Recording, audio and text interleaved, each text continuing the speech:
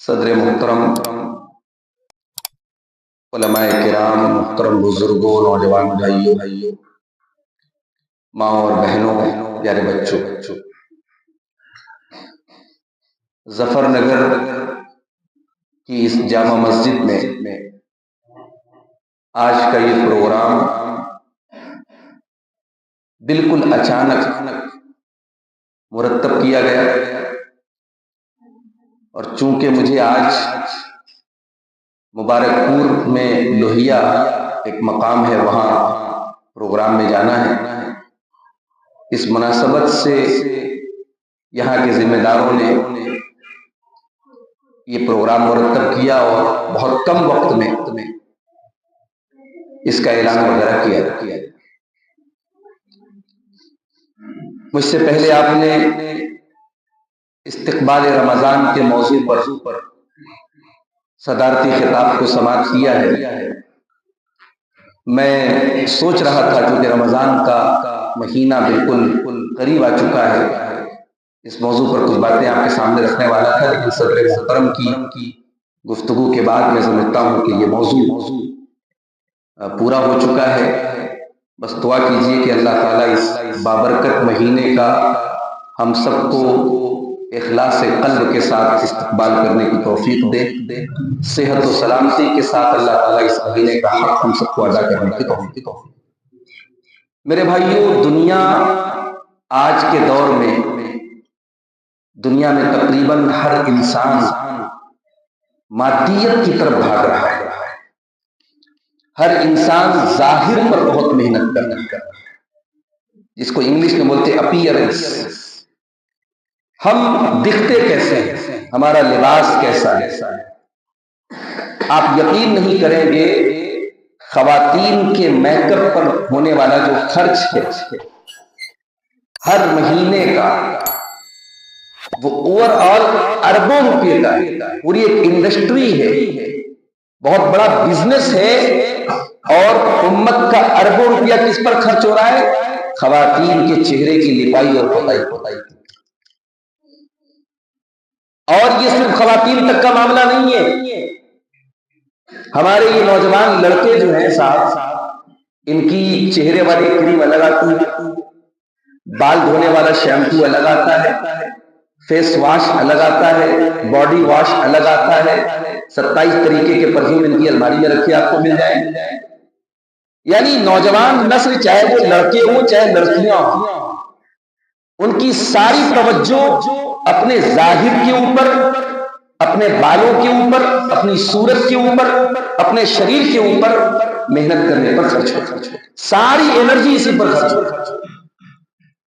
اللہ رب العالمین کے یہاں ہمارے ظاہر کی کوئی خاص اہمیت نہیں، ہم دکھتے کیسے ہیں، اللہ کے اس کی کوئی خاص اہمیت نہیں۔ اللہ کیا ہمارے باطن کی اہمیت، ہمارا دل کیسا ہے، ہماری روح کیسی ہے، ہمارا باطن کیسا ہے، ہمارا ایمان کیسا ہے، ہمارا عقیدہ کیسا ہے، ہماری نیت کیسی ہے، اللہ کے یہ دکھائے۔ اللہ کے پیارے نبی جناب محمد رسول اللہ صلی اللہ علیہ وسلم فرماتے ہیں، ان اللہ لا ينظر الى صورکم واجسامکم، اللہ تبارک و تعالیٰ تمہارے چہرے نہیں دیکھتا، اللہ تبارک و تعالیٰ تمہارے جسم نہیں دیکھتا، ولکن ينظر الى قلوبکم واعمالکم، اللہ تبارک و تعالیٰ تمہارا دل دیکھتا ہے، تمہارا عمل۔ میں نے جو آیت کریمہ آپ کے سامنے پڑھی ہے، یہ حضرت ابراہیم علیہ السلام کی ایک دعا ہے۔ ابراہیم علیہ السلام کون تھے؟ ابراہیم علیہ السلام وہ ہستی ہیں جن کو امام الموحدین کہا جاتا ہے، جو نبیوں کے باپ ہیں۔ ہمارے پیارے نبی صلی اللہ علیہ وسلم، اللہ کے پیارے نبی محمد صلی اللہ علیہ وسلم کے بھی آپ باپ ہیں، یعنی آپ کے جد امجد ہیں، اور بہت سارے نبیوں کے باپ، یعنی حضرت ابراہیم کے جو 2 بیٹے تھے، اسماعیل اور اسحاق، تو اسحاق کی نسل سے بہت سارے نبی پیدا ہوئے، اور اسماعیل کی نسل سے آخری نبی پیدا ہوئے۔ تو ابراہیم علیہ السلام کے بعد جتنے نبی آئے سب ان کی نسل سے، بہت اونچا مقام ہے ابراہیم علیہ السلام۔ ان کی یہ دعا ہے، اللہ سے کیا مانگتے؟ ولا تخزنی یوم یبعثون یوم لا ينفع مال ولا بنون الا من اتى اللہ بقلب سلیم۔ اے اللہ تو مجھے قیامت کے دن رسوا نہ کرنا، اے اللہ تو مجھے قیامت کے دن ذلیل نہ کرنا، قیامت کے دن مجھے دنیا کے سامنے رسوا نہ ہونا۔ انسان دنیا میں بدنام ہوتا ہے، رسوا ہوتا ہے، آج رسوا ہے، آج بے عزت ہے، کل پیسے کما لیا، کل ترقی کر لیا تو ساری چیزوں کو پردہ پڑ گیا۔ دنیا کی ذلت اور دنیا کی رسوائی وقتی ہوتی ہے، عارضی ہوتی ہے، لیکن اصل ذلت اور رسوائی یہ ہے کہ کل قیامت کے دن انسان رسوا ہو جائے۔ وَيَقُولُ الْكَافِرُ يَا لَيْتَنِي كُنتُ تُرَابًا، یہ اصل رسوائی ہے کہ انسان قیامت کے دن پریشان ہو کر کے اس کو یہ کہنا پڑے کہ اے کاش میں مٹی ہوتا اور یہ دن مجھ کو نہ دیکھنا پڑتا۔ اصل رسوائی قیامت کے دن رسوائی، اس دن ہمیں رسوا نہ ہونا پڑے۔ ابراہیم خلیل اللہ دعا کر رہے ہیں وَلَا تُخْزِنِي يَوْمَ يُبْعَثُونَ، اے اللہ مجھے قیامت کے دن ذلیل مت ہونے۔ یوم لا ينفع مال ولا بنون، قیامت کے دن نہ مال کام آئے گا نہ اولاد کام آئے گا۔ یہ مال جس کو کمانے کے لیے ہم کتنی محنت کرتے ہیں، حلال و حرام ایک کر دیتے ہیں، جائز ناجائز کی پرواہ نہیں کرتے، یہ مال کیا قیامت کے دن ہمارے کام آئے گا؟ کوئی کام۔ یہ اولاد جس کو سکھ پہنچانے کے لیے، جس کے آرام کے لیے ہم اپنا آرام قربان کر دیتے ہیں، اولاد کو خوشیاں دینے کے لیے اپنی خوشیوں کو قربان کر دیتے ہیں، اولاد کو بڑا کرنے کے لیے ماں باپ اپنی جوانی، اپنے چہرے کی رونق، اپنا سب کچھ تج دیتے ہیں۔ یہ اولاد قیامت کے دن کام آئے گی۔ یوم یفر المرء من اخیہ وامہ وابیہ وصاحبتہ وبنیہ لکل امرئ منہم یومئذ شأن یغنیہ، قیامت کے دن انسان اپنے بھائی کو دیکھ کر کے بھاگے گا، اپنے ماں باپ کو دیکھ کر کے بھاگے گا، اپنی بیوی کو دیکھ کر کے بھاگے گا۔ تو ابراہیم علیہ السلام کہہ رہے کہ اللہ مجھے قیامت کے دن رسوا نہ کرنا، جس دن نہ مال کام آئے گا نہ اولاد۔ الا من اتى الله بقلب سلیم، قیامت کے دن تو وہی کامیاب ہوگا جو قلب سلیم لے کر کے، جو صاف ستھرا دل لے کر کے آئے گا۔ قیامت کے دن وہ کامیاب نہیں ہوگا جو ہینڈسم اور اسمارٹ بن کر کے، اس کا چہرہ بالکل صاف ستھرا ہوگا، بہت گورا چٹا ہوگا، خوبصورت ہوگا۔ آپ کی خوبصورتی اللہ کیا میٹر نہیں کرتی، آپ کی اسمارٹنس اللہ کیا میٹر نہیں کرتی، اللہ کیا ہمارے دل کی خوبصورتی میٹر کرتی۔ اسی لیے اللہ کے پیارے نبی فرماتے ہیں الا ان فی الجسد مضغۃ اذا صلحت صلح الجسد كله، او لوگوں انسان کے شریر میں ایک ایسی چیز ہے، اگر وہ صحیح ہے تو سارا بدن صحیح ہے، اگر وہ گڑبڑ ہے تو سارا شریر گڑبڑ ہے۔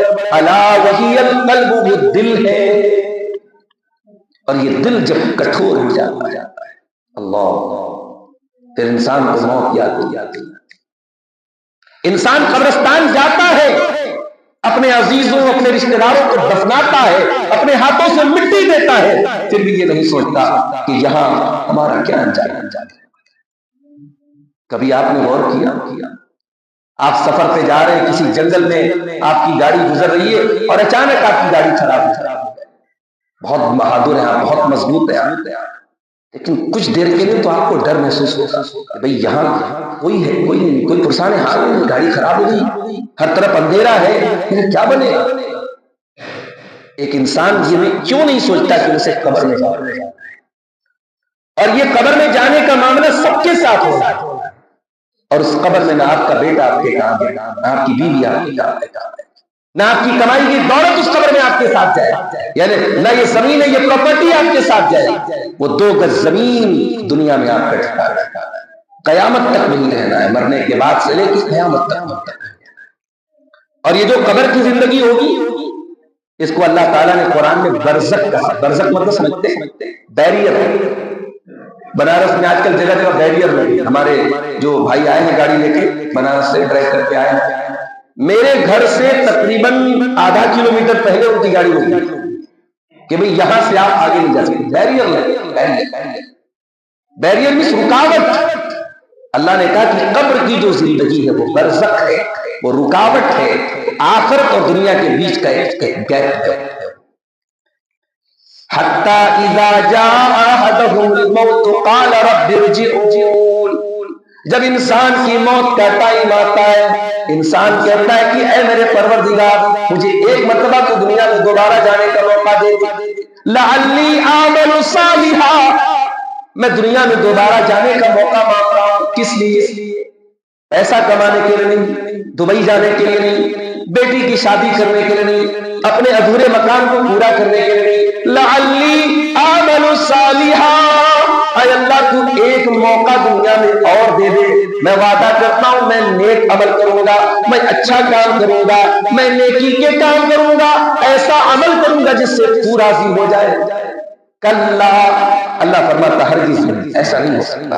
انہا کلمۃ هو قائلها، اے میرے بندے یہ تو بس تیرے منہ سے نکلنے والی ایک بات ہے جو کبھی پوری ہونے والی نہیں ہے۔ وَمِن وَرَائِهِم بَرْزَخٌ إِلَى يَوْمِ يُبْعَثُونَ، اب قیامت تک تجھے برزخ میں رہنا ہے، قبر۔ اور آپ کی نالج کے لیے بات بتا کہ قبر جو ہوگی نا وہ دبوچی، قبر دبوچے، اور حیرت کی بات یہ ہے کہ اچھے کو بھی دبوچے گی، برے کو بھی دبوچے گی۔ قبر سب کو دبوچے گی، عذاب سب کو نہیں ہوگا۔ مومن کے لیے بعد میں قبر کشادہ، مگر مرنے کے بعد جب آپ قبر میں جائیں گے تو ایک بار قبر آپ کو ضرور دبوچے گی، ایک بار یہ احساس آپ کو قبر دلائے گی کہ اے مٹی سے پیدا ہونے والا انسان، آج تو اپنی اوقات میں آیا ہے، آج تو اپنی حیثیت میں آیا ہے۔ صحابی رسول کا انتقال ہوا، حضرت سعد بن معاذ رضی اللہ عنہ، پتہ نہیں ہماری نوجوان نسل نے نام سنا ہے کہ افسوس کی بات، فلموں میں، سیریلوں میں، ویب سیریز میں، انسٹاگرام میں اور فیس بک میں ہماری نوجوان نسل اتنی مگن ہے اسے اپنے اصل ہیروز کے بارے میں۔ ہماری نوجوان لڑکیاں ان کو معلوم ہی نہیں کہ اللہ کے نبی کی صحابیات کون تھی، نبی کی بیویاں کون تھی، ان کے حالات زندگی آپ پوچھ لیں، آپ جا کے سروے کر لیں۔ میری بات پہ شک ہے، جو لڑکیاں مدرسے میں پڑھتی ہیں ان کو چھوڑ دیجیے، اسکولوں اور کانوینٹ میں پڑھنے والی بچیوں کو، بالغ لڑکیاں 18 20 سال کی لڑکیوں سے آپ پوچھ لیں، بڑی موٹی موٹی باتیں وہ نہیں بتا پائے۔ یہ ہماری نوجوان نسل کا اتنے جلسے ہو رہے، اتنے پروگرام ہو رہے، جمعہ کے خطبے ہو رہے، مگر یہ بہت بڑا سوال ہے کہ ہماری نوجوان نسل کیوں اتنی دین سے؟ بھئی ہم دنیا میں تو یہی جانتے ہیں کہ ہمارے بدن میں جب کوئی معمولی سا زخم ہوتا ہے تو ہم ہلکی پھلکی اینٹی بائیوٹک کھاتے ہیں، لیکن جب وہ زخم پھوڑا بن جاتا ہے تو ہم کوئی بڑا ہیوی ڈوز والا اینٹی بائیوٹک لیتے ہیں، ڈاکٹر کہتا ہے انجیکشن لگا دیتا ہے کہ نہیں صاحب اس کو جو ہے تگڑی اینٹی بائیوٹک دینا۔ اتنا بیکٹیریا پھیلا ہوا ہے سماج، بدکاری کا، بے حیائی کا، ننگے پن کا۔ آج کل آپ دیکھیں کیا ہو رہا ہے، کامیڈی کے نام پہ کیا پورا پیش کیا جا رہا ہے اپنی نوجوان نسل کے ساتھ۔ یوٹیوب کے اوپر کامیڈی کے نام پہ وہ ننگئی ہے، وہ عریانیت ہے، وہ بے حیائی ہے کہ اللہ کی پناہ۔ اپنے آپ کو کامیڈین کہنے والے لوگ اتنی غلیظ اور گندی باتیں کر رہے ہیں کہ جو بڑے اپنے آپ کو ماڈرن لوگ کہتے تھے اب ان کو بھی گھن آنے لگی، یار یہ تو زیادہ۔ ایک ایسے ماحول میں ہماری نوجوان نسل کو دین کیسے پہنچایا جائے، یہ بہت بڑا سوال ہے۔ یہ روایتی پروگرام اور جلسے معاف کیجیے گا، دیٹ از ناٹ انف، یہ کافی ہے۔ آپ کے مدرسے مئو مدارس کا گڑھ ہے، مئو میں مدارس الحمدللہ بہت پرانے دور سے ہیں اور بہت اچھے چل رہے ہیں، مگر اب یہ مدارس بھی اس سیلاب کو روکنے کے لیے کافی نہیں۔ بھائی ٹھیک ہے، آپ کی قوم کے وہ بچے جو مدارس میں پڑھ رہے ہیں آپ ان کی تربیت کریں، اسکولوں کا کیا کریں؟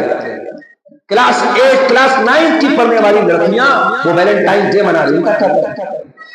کون سا ایسا پارک ہے، کون سا ایسا ہوٹل ہے، کون سا ایسا ریسٹورنٹ ہے، کون سی ایسی تفریح گاہ ہے جہاں کی قوم کی برقع نشین لڑکیاں نہیں پائی جائے؟ ویڈیوز آ رہے صاحب حقہ پی رہی ہے، ویڈیوز آ رہے پارکوں میں ڈانس کر رہی ہے آپ کی مسلمان برقع نشین لڑکی۔ اس نوجوان نسل کو میرے بھائیوں برباد ہونے سے بچائے، اور یہ برباد ہونے سے کب بچے گی؟ جب آپ دل پر محنت کریں۔ سب سے پہلے آپ کو دل کو سنوارنا پڑے، چہرے کو اور اپیئرنس کو بعد میں بھی سنوارا جا سکتا ہے، پہلے دل پر محنت۔ سعد بن معاذ کا انتقال ہوا، جنازہ اٹھایا جا رہا ہے، جنازہ بڑا ہلکا ہے، کہنے والوں نے کہا کہ اللہ کے نبی سعد بن معاذ تو بڑے بھاری بھرکم تھے، جنازہ اتنا ہلکا کیوں ہے؟ آپ نے فرمایا ان لہو حملۃ غیرکم، سعد بن معاذ کے جنازے کو فرشتوں نے بھی اٹھایا ہوا ہے، 70,000 فرشتے ان کے جنازے میں شامل ہیں۔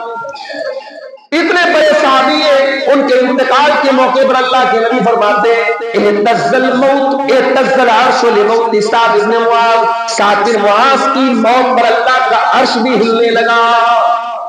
اتنے بڑے صحابی ہیں، اللہ کے پیارے نبی فرماتے ہیں فتحت لہ ابواب السماء، ان کے مرنے کے بعد آسمان کے دروازے کھول دیے گئے، آسمان کے فرشتے اس کا ویلکم کر رہے ہیں، استقبال کر رہے ہیں۔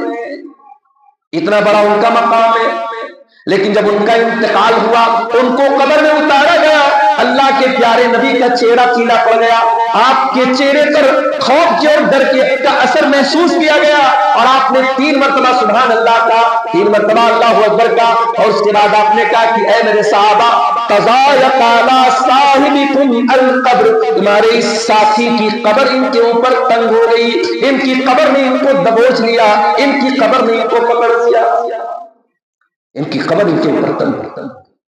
اور آپ نے آگے فرمایا وَإِنَّ لِلْقَبْرِ زَبْدَةً لَوْ نَجَا مِنْهُ أَحَدٌ لَنَجَا سَعْدُ بْنُ مُعَاذ، کہ قبر سب کو دبوچے گی، اگر قبر کے دبوچنے سے اور قبر کے جو ہے پکڑنے سے اگر کوئی بچتا تو سعد بن معاذ بچ جاتے۔ میرے بھائیوں، آج ہمارے دل اتنے سخت ہو چکے ہیں کہ ہمیں قبر دیکھ کر کے بھی وہ دبوچنا یاد نہیں آتی۔ قبرستان میں بیٹھ کر ہماری نوجوان نسل جوا کھیلتی، قبرستان میں بیٹھ کے لڑکیوں سے باتیں کرتی ہے، قبرستان میں بیٹھ کر کے قیمتیں ہوتی ہیں، ہمیں قبرستان میں بھی موت یاد نہیں آتی، وہاں پر بھی ہمارا دل اتنا سخت ہو چکا ہے۔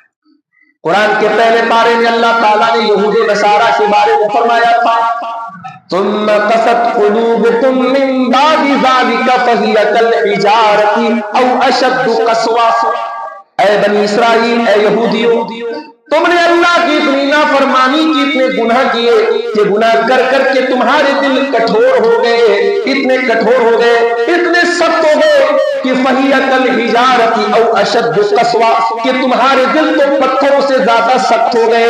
وَإِنَّ مِنَ الْحِجَارَةِ لَمَا يَتَفَجَّرُ مِنْهُ الْأَنْهَارُ، اس لیے کہ پتھر تو کچھ ایسے بھی ہوتے ہیں کہ پتھر کے اندر سے پانی رس رس کر کے بہنے لگتا ہے، ندیاں بہنے لگتی ہیں، نہریں بہنے لگتی ہیں۔ وَإِنَّ مِنْهَا لَمَا يَشَّقَّقُ فَيَخْرُجُ مِنْهُ الْمَاءُ، پتھر تو کچھ ایسے بھی ہوتے ہیں کہ پتھر میں سوراخ ہو جاتا ہے اور پانی نکلنے لگتا ہے۔ وَإِنَّ مِنْهَا لَمَا يَهْبِطُ مِنْ خَشْيَةِ اللَّهِ، اور پتھر تو کچھ ایسے بھی ہوتے ہیں جو اللہ کے خوف سے جھک جاتے ہیں، مگر اے بنی اسرائیل، اے یہودیوں، تمہارے دل تو پتھروں سے زیادہ سخت ہیں۔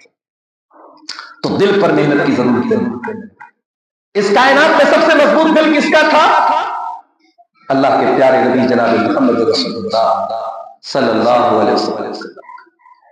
اور ایک بات آپ کو بولوں، یہ جو قرآن اترا تھا، یہ قرآن نبی کے دل پر اترا تھا۔ قرآن نبی کے علی قلبک لتکون من المنذرین، اے نبی یہ قرآن ہم نے آپ کے دل پر اتارا، نبی کے دل پر قرآن اتارا۔ نبی کا دل بہت مضبوط تھا، مگر نبی اکرم بھی دعا کیا کرتے تھے یا مقلب القلوب، اے دلوں کے پلٹنے والے، ثبت قلبی علی دینک، میرے دل کو اپنے دین پہ جما کے رکھ، میرے دل کو اپنے دین پر اسٹیبل کر دے، میرے دل کو اپنے دین پر فکس کر دے، جما دے، ثابت کر دے۔ اگر نبی کو اس دعا کی ضرورت ہے تو ہماری اور آپ کی کیا ہے؟ اس لیے میرے بھائیوں دل پر محنت کرو۔ صحابہ کرام کے دل بڑے صاف ستھرے تھے، صحابہ کرام کے دلوں میں کوئی کھوٹ نہیں۔ اور اگر آپ مجھ سے پوچھیں کہ دل کی سب سے بڑی بیماری کیا ہے تو میں کہوں گا کہ دل کی سب سے بڑی بیماری ریاکاری۔ دل کی سب سے بڑی بیماری کیا ہے؟ انسان نیکی کرے لیکن نیکی کرنے کا مقصد کیا ہو؟ اللہ کو راضی کرنا نہ ہو، لوگوں کو راضی کرنا، لوگوں کو راضی کرنا۔ اگر لوگوں کو راضی کرنے کے لیے نیکی کر رہے ہو تو یاد رکھو یہ نیکی ہمارے منہ پر مار دی جائے گی۔ اللہ کے نبی فرماتے کہ اللہ تعالیٰ کہتا ہے کہ جو ریاکاری کرے گا ترکتہ وشرکہ، میں اس کے عمل کو چھوڑ دوں گا، اس کے عمل کا کوئی ثواب میری بات نہیں۔ یہ ریاکاری اتنی خطرناک ہے، اللہ کے پیارے نبی فرماتے ہیں ان اخوف ما اخاف علیکم الشرک الاصغر، مجھے سب سے زیادہ تمہارے بارے میں اگر کسی چیز کا ڈر ہے تو شرک اصغر کا ڈر ہے۔ اے میرے صحابہ، مجھے سب سے زیادہ شرک اصغر کا ڈر ہے کہ میری امت کے اندر چھوٹا والا شرک ہونے لگے گا۔ صحابہ نے پوچھا اے اللہ کے نبی چھوٹا شرک کیا ہے؟ آپ نے فرمایا الریا، ریاکاری کرنا، دکھاوے کے لیے نیک عمل کرنا۔ قرآن کے تیسرے پارے میں اللہ فرماتا ہے سورہ ماعون کے اندر فویل للمصلین الذین هم عن صلاتهم ساہون الذین هم یراؤون، ایسے نمازیوں کے لیے بربادی ہے جن کی نماز کا مقصد ریاکاری ہے۔ اسی لیے اللہ تعالیٰ قرآن کے 29ویں پارے میں سورہ دہر کے اندر جب اپنے جنتی بندوں کا تذکرہ کرتا ہے، اپنے متقی بندوں کا ذکر کرتا ہے تو کیا فرماتا ہے وَيُطْعِمُونَ الطَّعَامَ عَلَىٰ حُبِّهِ مِسْكِينًا وَيَتِيمًا وَأَسِيرًا، میرے متقی بندے غریبوں کو کھانا کھلاتے ہیں، یتیموں کو کھانا کھلاتے ہیں، قیدیوں کو کھانا کھلاتے ہیں، اور کھانا کھلاتے وقت یہ کہتے ہیں انما نطعمکم لوجہ اللہ، ہم تمہیں اللہ کو راضی کرنے کے لیے کھلا رہے ہیں، لا نرید منکم جزاء ولا شکورا، ہمیں تم سے کوئی بدلہ کوئی شکریہ نہیں چاہیے، انا نخاف من ربنا یوما عبوسا قمطریرا، ہمیں تو قیامت کے دن کا ڈر ہے، ہمیں تو اس دن کا ڈر ہے جس دن انسان کا چہرہ بے رونق ہو جائے گا، انسان ڈرا ہوا ہوگا سہما سہما۔ تو ہم جو بھی نیکی کریں اللہ کے ڈر سے، اللہ کی رضا کے لیے، ہماری نیکیوں کا مقصد دنیا کو خوش کرنا نہ ہو۔ میرے بھائیوں، یہ دل کی بہت بڑی بیماری ہے اور اس کا علاج کیا ہے؟ ان تعبد اللہ کأنک تراہ، عبادت اللہ کی ایسی کرو جیسے تم اللہ کو دیکھ۔ فإن لم تكن ترى، اگر اللہ کو نہیں دیکھ پا رہے ہو فإنه يراك، تو کم سے کم یہ تصور کرو کہ اللہ کی نگاہ۔ یہی اس کا علاج ہے، اخلاص اس کا ہے۔ کچھ نیکیاں ایسی کر کے جاؤ جو صرف آپ کو پتا ہو، اللہ ضروری نہیں ہے نیکیوں کا ڈھیرورا پیٹا جائے، کچھ نیکیاں ایسی ہوں کہ جو آپ کو معلوم ہو اللہ کو معلوم۔ اللہ کے نبی فرماتے ہیں کہ قیامت کے دن 7 لوگ ایسے ہوں گے جن کو اللہ تعالیٰ اپنے عرش کا سایہ دے، ان 7 لوگوں میں کوئی انسان بھی ہوگا وَرَجُلٌ تَصَدَّقَ بِصَدَقَةٍ فَأَخْفَاهَا، کہ اتنا چھپ کر کے صدقہ خیرات کرے کہ بائیں ہاتھ کو بھی پتہ نہ چلے کہ دائیں ہاتھ میں کیا۔ اور آج ہے ایسے بہت سارے، آج بھی ہے ایسے بہت سارے لوگ جو صدقہ اور خیرات کرتے ہیں اور ان کی اور اللہ کے بیچ کا معاملہ۔ دل کی ایک اور بہت بڑی بیماری میں آپ کو بتا دوں، تکبر، اہنکار، غرور۔ غرور کا تعلق دل سے، کس بات کا غرور ہے؟ بھائی تم ہو کیا؟ دولت کا غرور ہے، بڑے بڑے دولت مند آج قبروں میں پڑے، اپنی شہرت کا غرور ہے، یہ شہرت سے بدنامی میں بدل جائے کوئی ٹھکانہ نہیں ہے۔ بڑے بڑے بادشاہوں کو دیکھا گیا کہ ہاتھوں میں کٹورا ہو گیا۔ اے انسان، تجھے کس بات کا غرور ہے؟ أَلَمْ نَخْلُقكُم مِّن مَّاءٍ مَّهِينٍ فَجَعَلْنَاهُ فِي قَرَارٍ مَّكِينٍ فَقَدَرْنَا إِلَىٰ قَدَرٍ مَّعْلُومٍ۔ اے انسان، تو بھول گیا ہم نے تجھے ایک حقیر پانی سے پیدا کیا اور ماں کے پیٹ میں ایک محفوظ جگہ تجھ کو ہم نے رکھا، اِلَىٰ قَدَرٍ مَّعْلُومٍ، اور ایک مقررہ وقت تک تجھے تیری ماں کے پیٹ میں رکھا گیا۔ فَقَدَرْنَا فَنِعْمَ الْقَادِرُونَ، ہم کو پتا تھا کہ تجھے کتنے دن ماں کے پیٹ میں رہنا ہے، 7 مہینے کے بعد تو آئے گا، 8 مہینے کے بعد آئے گا کہ 9 مہینے کے بعد آئے گا، سیزیرین کے ذریعے آئے گا کہ نارمل ڈیلیوری کے ذریعے آئے گا، ہمیں تیرا آگا پیچھا سمجھا سکتا۔ انسان اپنی پیدائش پر غور کرے، انسان کو اللہ تعالیٰ نے حقیر پانی سے پیدا کیا۔ انسان غرور کس بات کا کرتا ہے؟ اسی لیے تکبر کرنے والوں اللہ تعالیٰ حق قبول کرنے کی توفیق چھین لیتا ہے۔ سَأَصْرِفُ عَنْ آيَاتِيَ الَّذِينَ يَتَكَبَّرُونَ فِي الْأَرْضِ بِغَيْرِ الْحَقِّ، اللہ فرماتا ہم اپنی آیتوں سے ان لوگوں کو پھیر دیں گے، ان لوگوں کو ہماری آیتیں سمجھ میں نہیں آئیں گی، وہ لوگ ہماری آیتوں کو قبول نہیں کریں گے جو زمین میں تکبر کریں گے، گھمنڈ کریں گے۔ تکبر کرنے والوں کو اللہ تعالیٰ حق کو قبول کرنے کی توفیق۔ نبی کے دور میں ایک عمر بن خطاب تھے اور ایک عمرو بن ہشام تھا۔ ایک عمر ابن خطاب تھے اور ایک عمرو بن ہشام تھا. دونوں اپنے اپنے قبیلے کے بڑے لوگ تھے. اللہ کے نبی نے دعا کی کہ اے اللہ ان دونوں میں سے جو تجھے محدود ہو تو اس کو ایمان کی دولت دے. اللہ کو منظور تھا عمر ابن خطاب کا ایمان لانا اور اللہ کو منظور تھا ابو جہل کے سینے پر اس کے دل پر مہر کرنا. ابو جہل ایمان نہیں لایا, اسلام کا کٹر دشمن بنا رہا اور جنگ بدر میں چھوٹے چھوٹے بچوں کے ذریعے ابو جہل کا فائدہ تھا. تو تکبر کرنے والے کا انجام میرے پیارے ساتھی دنیا کی تاریخ ہمیں بتاتی ہے. قوم عاد, قوم سمود بڑے بہت طاقتور قومیں تھیں. قوم عاد تو وہ قوم تھی کہا کرتی تھی من اشد منا قوہ, ہم سے زیادہ طاقتور تھا. اللہ نے ایسا مٹایا کہ سفید ہستی سے. فَأَمَّا ثَمُودُ فَأُهْلِكُوا بِالطَّاغِيَةِ وَأَمَّا عَادٌ فَأُهْلِكُوا بِرِيحٍ صَرْصَرٍ عَاتِيَةٍ سَخَّرَهَا عَلَيْهِمْ 7 لَيَالٍ و8 أَيَّامٍ. قوم عاد اور قوم سمود کو اللہ نے ایسا مٹایا کہ ان کی لاشیں کھجور کے سڑے ہوئے تنے کی طرح زمین پر پڑی تھی. کھوپڑی کہیں ہے, دھڑ کہیں ہے, سر کہیں ہے, تن کہیں ہے. اللہ نے سڑے ہوئے تنوں کی طرح ان کی باڈی کو زمین پہ پھیلا دیا. تو تکبر نہ کرو میرے پیارے نبی سے پوچھا گیا کہ اے اللہ کے نبی کیا اچھا کپڑا پہننا بھی جرم ہے؟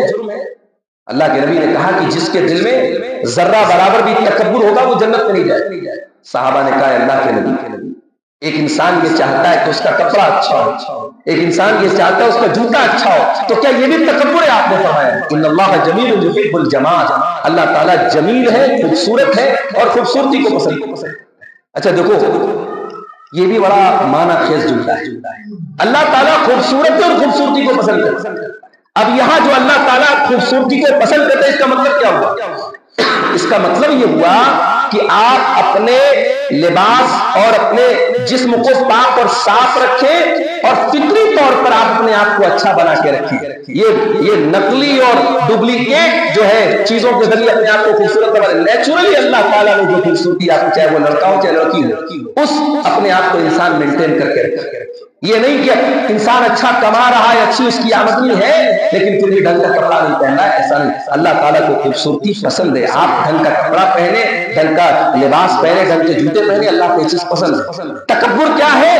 الکبر بطر الحق وغمط الناس. تکبر یہ ہے کہ حق بات کو انسان قبول نہ کرے اور لوگوں کو حقیر جاتے. دل کی ایک بیماری اور ہے لالچ, حرص.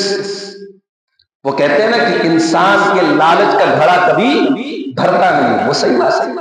اللہ کے پیارے نبی نے فرمایا لو کان لابن آدم وادیان من ذهب لابتغى. انسان کو اگر سونے کے 2 پہاڑ دے دیے جائیں تبھی وہ تیسرے کی تمنا کرتا ہے. انسان کے لالچ کا گھڑا کبھی نہیں بھر سکتا. اور یہ لالچ کا جو مرض ہے دل میں یہ کیسے دور ہوگا؟ یہ قناعت کے ذریعے.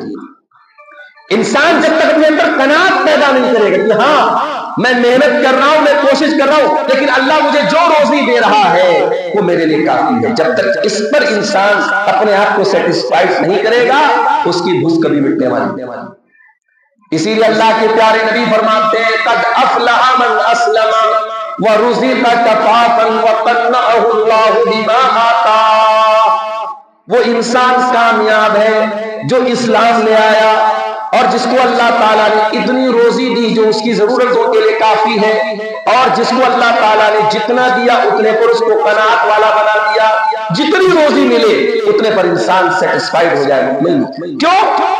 کیونکہ اگر آپ کو یہ لگتا ہے کہ آپ کے پاس کم ہے, آپ کو یہ نہیں ملا وہ نہیں ملا, تو میرے بھائی بہت کچھ ایسا ہے جو آپ کے پاس اور دوسروں کو نہیں. شیخ سعدی رحمۃ اللہ علیہ فارسی کے بڑے مشہور شاعر ہیں اور ادیب ہیں. ایک مرتبہ وہ شیراز, ایران کا ایک شہر ہے شیراز, تو مسجد میں جمعہ پڑھنے کے لیے گئے, نماز پڑھنے کے لیے گئے. تو مسجد کے جب باہر نکلے تو ان کا جوتا غائب ہو گیا. تو انہیں بڑا شکوہ ہوا. انہوں نے کہا کہ یا اللہ تیرے گھر میں آیا نماز پڑھنے کے لیے, جمعہ پڑھنے کے لیے, اور یہاں آنے کے بعد میرا جوتا غائب ہو گیا. یہ تو بہت افسوس کی بات ہے کہ بندہ تیرا نام لینے کے لیے, تیرا ذکر کرنے کے لیے آیا اور بندہ اپنے جوتے سے ہاتھ ہو گیا. کچھ دیر کے بعد شیخ سعدی کی نظر ایک انسان پر پڑی جس کے دونوں پیر ٹوٹے ہوئے تھے اور وہ بیساکھیوں کے سہارے چل رہے تھے. شیخ سعدی نے آسمان کی طرف نگاہ اٹھائی کہا کہ اے اللہ میرا تو جوتا گیا ہے، میں اس پر پریشان ہوں کہ انسان تو دونوں پیر سے محروم ہے، جوتے تو پھر مجھے مل جائیں گے، پیر اگر چلا جاتا تو دوبارہ۔ انسان یہ کیوں نہیں سوچتا کہ اس کے پاس بہت کچھ ایسا ہے جو دوسروں کے پاس۔ آپ یقین کریں، آپ کسی ہاسپٹل میں جا کے دیکھیں، آپ کینسر اسپتال میں جا کے دیکھ لیں، لوگ زندگی اور موت کے بیچ میں زندگی گزارا، لوگ موت کی تمنا کرتے ہیں، لوگ ایڑی رگڑ رگڑ کے مرتے ہیں، اور لوگ اپنی زندگی بھر کی گاڑی کمائی خرچ کر کے اپنے آپ کو بچانے کی کوشش کرتے ہیں۔ وہ مناظر دیکھ کے آپ سوچے میرے بھائی، اللہ تعالیٰ نے ہمیں اور آپ کو کتنی پریشانیوں سے بچایا۔ اس لیے حرص اور طمع یہ بہت بری چیز ہے۔ اللہ کے پیارے نبی صلی اللہ علیہ وسلم جو صحابہ تھے، اللہ اکبر، وہ لالچ اور طمع سے پاک تھے۔ صحابہ کے دل میں لالچ نہیں۔ ایک مرتبہ جنگ حنین کے موقع پر اللہ کے نبی نے جو نئے نئے مسلمان ہوئے تھے، اسلام لائے تھے جو قبیلے، ان لوگوں کو مال غنیمت خوب بانٹ دیا، اور انصاری صحابہ کو جو مدینہ کے انصار تھے ان کو آپ نے بہت کم دیا، نہ کے برابر دیا۔ اس پر انصار صحابہ میں کچھ لوگوں کو یہ گلا ہوا کہ ہمارے ساتھ ناانصافی ہو۔ اب پیارے نبی کے کانوں تک یہ بات پہنچی کہ میرے انصار صحابہ کے دل میں کچھ ملال پیدا ہوا۔ اللہ کے پیارے نبی نے ایک انصار صحابہ کو ایک جگہ اکٹھا کرنے کے بعد آپ نے خطبہ دیا اور کہا کہ اے میرے انصار صحابہ، تم چاہو تو کہہ سکتے ہو کہ اے اللہ کے نبی، آپ آئے تھے تو سر پہ چھت نہیں تھی، ہم نے آپ کو ٹھکانہ دیا تھا۔ تم چاہو تو کہہ سکتے ہو کہ اے اللہ کے نبی، ہم نے تو آپ کو رہنے کو گھر دیا، کھانے کو کھانا دیا اور آپ کو ٹھکانہ دیا۔ انصاری صحابہ کرام رونے لگے، اے اللہ کے نبی ایسی کوئی بات نہیں ہے، بلکہ اللہ کا ہمارے اوپر بہت احسان ہے، رسول کا ہمارے اوپر بہت احسان ہے۔ پھر آپ نے فرمایا کیا ایسا نہیں ہے؟ الم تکن ذلالا فہداکم اللہ بی، اے مدینہ کے انصاری صحابہ، کیا ایسا نہیں ہے کہ تم گمراہ تھے، بھٹکے ہوئے تھے، اللہ نے میرے ذریعے تم کو ہدایت کی، دولت، اور تم غریب اور محتاج تھے، اللہ نے میرے آنے کے بعد تمہیں خیر و برکت سے نوازا، اور آج تمہارے دل میں یہ شکوہ پیدا ہو رہا ہے کہ میں نے یہ اونٹ، یہ بکری، یہ مال غنیمت فلاں کو دے دیا اور تم کو نہیں دے دیا۔ اے مدینہ کے انصار، کیا تم یہ نہیں چاہو کہ جب لوگ اپنے اپنے گھروں کو جائیں ان کے پاس اونٹ ہو، بھیڑ ہو، بکریاں ہو، اور تم جب اپنے گھروں کو جاؤ تو تمہارے ساتھ محمد رسول اللہ صلی اللہ علیہ وسلم ہو؟ اے لوگو، النار جسار، لوگ باقی لوگ اوپر کے کپڑے کی حیثیت رکھتے ہیں، والانصار شعار، اور انصاری صحابہ کرام جو اندر کا کپڑا جو انسان کے شریر سے لگا رہتا ہے، میرے لیے ان کا وہ درجہ ہے۔ میں انصاری صحابہ کو اتنا اپنے دل کے قریب رکھتا ہوں۔ ولولا الہجرۃ لکنتم امرأ من الانصار، اور ہجرت نہ ہوتی تو اے انصار میں بھی تمہارے بیچ میں سے ہوتا۔ اللہم بارک فی اولادہم، اے اللہ تو انصار کی اولاد میں برکت دے، ان کے مال میں برکت دے۔ یہ دعائیں کی آپ نے، اور جب آپ وہاں سے اٹھے ہیں تو کوئی انصاری صحابی ایسا نہ تھا جس کی ہچکیاں نہ بد گئی ہو اور جو رو نہ رہا، سب رونے لگے، زارو قطار رونے لگے۔ تو میرے عزیزوں، صحابہ کرام بڑے صاف ستھرے دل کے مالک ہیں، ان کے دلوں میں کوئی کینہ، کپٹ، کوئی لالچ نہیں تھا۔ اسی لیے اللہ نے قرآن میں فرمایا کہ انصاری صحابہ کرام کا ذکر کرتے ہوئے والذین تبوؤا الدار والایمان من قبلهم یحبون من ہاجر الیہم ولا یجدون فی صدورهم حاجۃ مما اوتوا ویؤثرون علی انفسهم ولو کان بهم خصاصہ، کہ میرے نبی کے مدینہ کے انصاری صحابہ یہ اپنے حق کو قربان کر کے دوسروں کی مدد کرتے ہیں۔ ومن یوق شح نفسہ فاولئک هم المفلحون، اور جس کے دل کو اللہ تعالیٰ نے لالچ سے بچا لیا وہی کامیاب ہوگا۔ تو میرے بھائیوں، یہ دل کی چند بیماریاں تھیں جو میں نے آپ کے سامنے بیان کی ہیں۔ مجھے ابھی فوراً مبارک پور کے لیے بھی نکلنا ہے، وقت مختصر ہے ہمارے پاس۔ میں ایک اور گزارش بھی آپ کے سامنے کرنا چاہتا ہوں۔ میں دو تین روز پہلے بھی مئو آیا تھا۔ بنارس میں ایک علاقہ پڑتا ہے انصار آباد کا علاقہ، وہاں چھتن پورہ کا ایک علاقہ ہے، اس سے سٹا ہوا ایک دوسرا محلہ ہے انصار آباد۔ وہاں ہماری جماعت کے احباب نے ایک زمین خریدنے کا ارادہ کیا ہے، اور قیمت وغیرہ لگ چکی ہے، رجسٹری بھی ہو چکی ہے۔ اب زمین والوں کو اس کا پیسہ دینا ہے جو تقریباً 75 لاکھ روپے ہے۔ اور ابھی تک ان لوگوں نے دوڑ دھوپ کر کے 25 لاکھ کا انتظام کیا، یہ 50 لاکھ کی رقم باقی ہے اور کافی پریشان ہے وہ لوگ، دوڑ رہے تھے تو مجھ سے کئی مرتبہ ان لوگوں نے مطالبہ کیا کہ چل کے مئو کے بھی اہل خیر حضرات سے رابطہ کیا جائے۔ میری اپنی مصروفیات ہیں، وقت نہیں رہتا، بیچ میں نے 2 دن پہلے وقت نکالا تھا اور میں ان کے ساتھ آیا تھا۔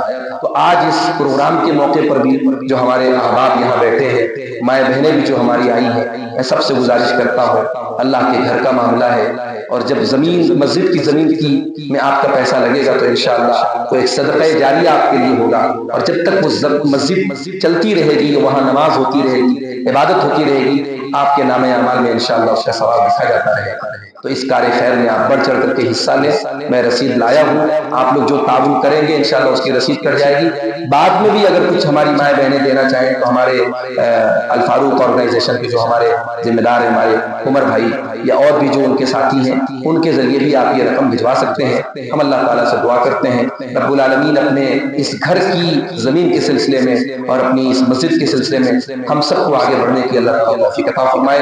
رب العالمین ہمارے تمام نیک اعمال کو قبول فرمائے، ہماری نیتوں کو اللہ تعالیٰ ریاکاری سے بچائے، ہمیں اخلاص کی توفیق عطا فرمائے۔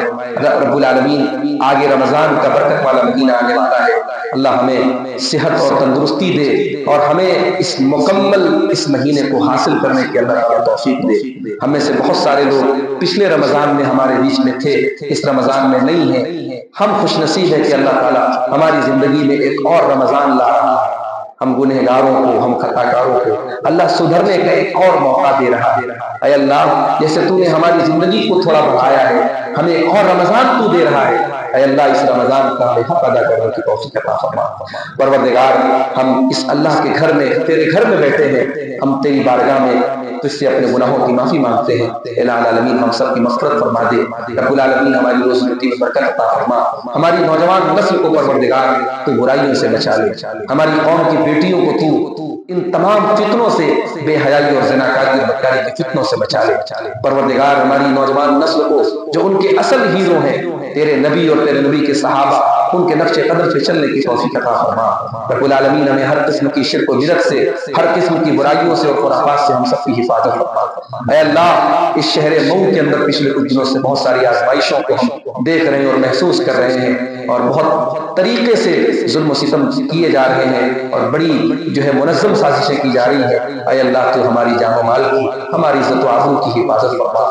پروردگار جو لوگ ہمارے ساتھ غلط ارادے رکھے ہوئے ہیں، اے اللہ تو خیر الماکرین ہے، تیری تدبیر سب سے اعلیٰ ہے، تو ان چال بازوں کی چال کو انہی کے اوپر پھیر دے۔ اے اللہ جو بھی ہمارے ساتھ برائی کا ارادہ کرے، جو بھی ہماری مساجد کے ساتھ، ہمارے مدرسوں کے ساتھ، ہمارے جان و مال کے ساتھ غلط ارادہ کرے، اے اللہ ان تمام مکاروں اور چال بازوں کی چال کو پھیر دے۔ رب العالمین ہمارے اس وطن عزیز کی حفاظت فرما، اسے ظالم و ظلم سے، شریروں کے شر سے تو محفوظ کر دے، جب تک دنیا میں ہم زندہ رہیں اسلام پر ہم زندہ رہیں اور ہمارا خاتمہ ایمان پر ہو۔ آمین وآخر دعوانا ان الحمدللہ رب العالمین والسلام علیکم ورحمۃ اللہ وبرکاتہ۔